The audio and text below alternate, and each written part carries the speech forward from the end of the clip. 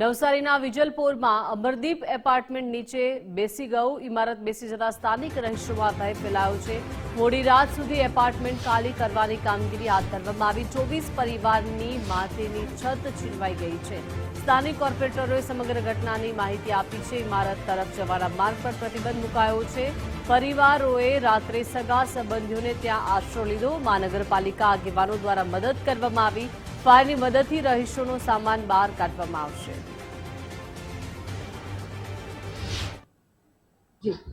નવસારીમાં ગત રોજ વિજલપુર વિસ્તારમાં આવેલા અમરદીપ એપાર્ટમેન્ટના બ્લોક નંબર 5 અને 6 માં જમીન બેસી જવાને કારણે 24 રહીશોને પોતાની ઇમારતો ખાલી કરવી પડી હતી.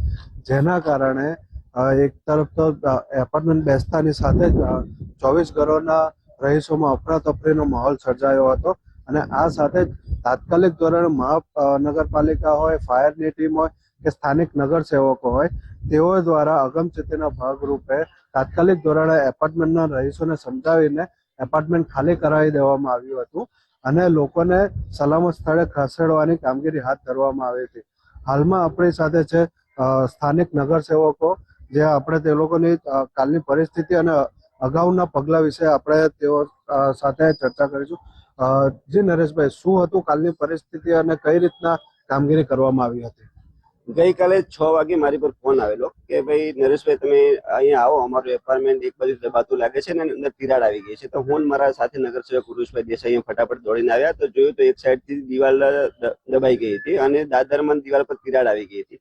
આવીને મેં એપાર્ટમેન્ટના બધા રહીશોને સમજાવ્યા કે ભાઈ આ એપાર્ટમેન્ટ ખૂબ જ જોખમવાળું છે, એમાં રહેવા લાયક નથી. આપને ને આપના પરિવારને કોઈ દુર્ઘટના ન ઘટે એના માટે વહેલી તકે ખાલી કરી દો. અને એ લોકો તૈયારી પણ બતાવી. થોડીક વારમાં જોતામાં બીજી બાજુ પણ દિવાલ દબાવવા માંડી. એટલે અમે ફટાફટ આવી અને ફાયર સ્ટેશનમાં ફોન કર્યો, નવસારી નગરપાલિકામાં ફોન કર્યો. આખે ફાયરની ટીમ પણ આવી ગઈ, પોલીસ સ્ટાફ પણ અહીં આવી ગયો, નગરપાલિકા ટીમ પણ આવી ગઈ અને અમારા વોર્ડના દરેક આગેવાનો કાર્યકર્તાઓ પણ અહીંયા ફટાફટ દોડીને આવી ગયા અને બીજા આખા નવસારી વિજલપુરના પણ આવી ગયા. અહીંયા આવીને જે રહીશો હતા એ લોકોને બધા નીચે ઉતાર્યા, ખાલી કરાયા અને એમનો સરસામાન હતો તે નીચે ઉતાર્યો અને સેફ જગ્યાએ એ લોકો પોતપોતાના સગાવાલા હતા એમના ઘરે એ લોકો શિફ્ટ થઈ ગયા હતા. અને રહેવા માટે પણ કચ્છ કડવા પ્રદેશમાંથી વાડી છે શિવાય ચોક પર, ત્યાં અમે વ્યવસ્થા કરી લીધી રહેવા ખાવા પીવાની. પણ એ લોકો ત્યાં રહેવા માટે કોઈ તૈયાર નતા થયા, કારણ કે એમની રહેવાની વ્યવસ્થા થઈ ગઈ હતી. અને હવે પછીની કામગીરીની વાત કરું તો અહીંયા અંદર કોઈની એન્ટ્રી આપવામાં આવતી નથી. જે કોઈનો થોડા ઘણો પરચુરણ સામાન હશે તે અમારી ફાયરની ટીમ આવી અને બહાર કાઢી આપશે. અહીંયા પોલીસ બંદોબસ્ત બેસાડી દીધો છે, કોઈની અંદર એન્ટ્રી આપવામાં આવશે નહીં. અને રહી એપાર્ટમેન્ટની જે અંદર રહેતા હતા એ લોકોની વાત, તો એ લોકો સાથે કોઈ પણ જાતનો અન્યાય નહીં થાય એવી અમે ખાતરી આપીએ છીએ કે એમને એમના હકનું મળી રહેશે. એના માટે અમે પૂરતા પ્રયત્નો કરીશું. જી બિલકુલ, જ્યાં એક તરફ આ સમગ્ર વિસ્તારને કોર્ડન કરી દેવામાં આવ્યો છે અને હાલમાં જે લોકોનો સામાન ઘરમાં છે તેના માટે પણ ફાયરની ટીમ આવી રહી છે. જો કે મનપા દ્વારા આગામી દિવસોમાં કેવા પગલાં લેવામાં આવશે તેની પણ આપણે માહિતી લઈશું.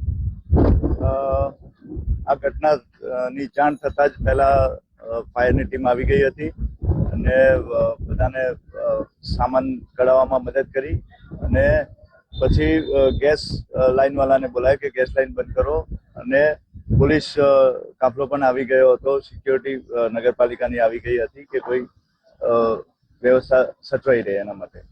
હવેની આગળની વ્યવસ્થા આપણે મહાનગરપાલિકાના એન્જિનિયરો દ્વારા સ્ટ્રક્ચર રિપોર્ટ થશે. સ્ટ્રક્ચર રિપોર્ટ બાદ ખબર પડશે કે આને તોડી પાડવું કે પછી રહેવા દેવું કે એનું રિપેરિંગ કે જે થશે એ પછી ખ્યાલ આવશે. જી, મહાનગરપાલિકા દ્વારા હાલમાં તો ઇમારતને ખાલી કરી દેવામાં આવી છે, પણ આ 24 પરિવારો પર એક તરફથી માથેથી જાણે આભ છીનવાયો હોય તેવી પરિસ્થિતિ હાલમાં બની રહી છે. જો કે હાલમાં આગામી દિવસોમાં આ પરિસ્થિતિ કેવું નિર્માણ પામશે અને આ લોકોને કઈ રીતના પોતાનો રહેઠાણનો આશરો મળશે તે જોવું રહ્યું. નીલ નાયક, ગુજરાત ફર્સ્ટ ન્યૂઝ, નવસારી.